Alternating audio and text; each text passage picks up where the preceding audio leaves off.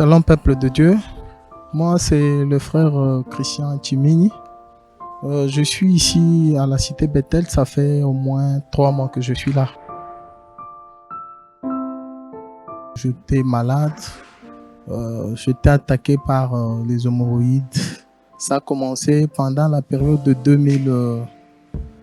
2016 jusqu'en 2021.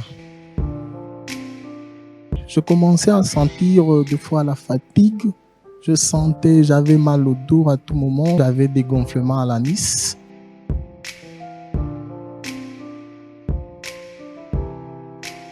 Je vis le médecin. Je passais dans des hôpitaux. J'étais un ami des suppositoires. Oh, maman leki. Oh, tangawisi aboye na meli.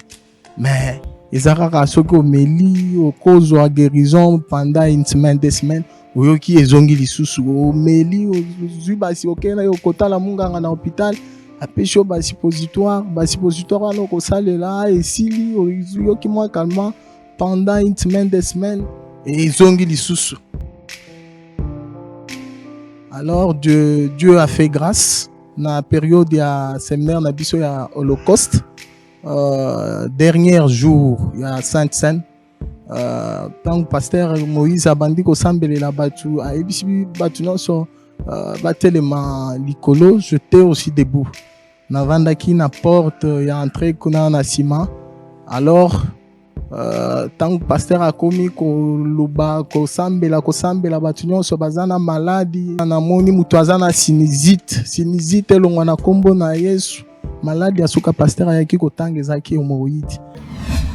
Quitte ce corps sinusite. Longwana zoto sinusite. Sors. Bima. Sors. Bima. Sors. Bima. Hémorroïde. Hémorroïde. Sors. Bima.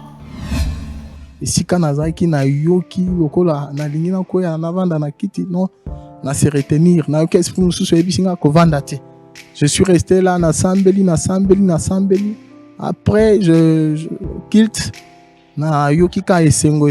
J'étais toujours là en cours de route. J'ai dit mon Dieu m'a guéri. Je suis arrivé à la maison le matin quand je me suis levé pour me laver. Na ke kosokola boye na yoki na Nice esika ba gonflement ezalaki lisusu te.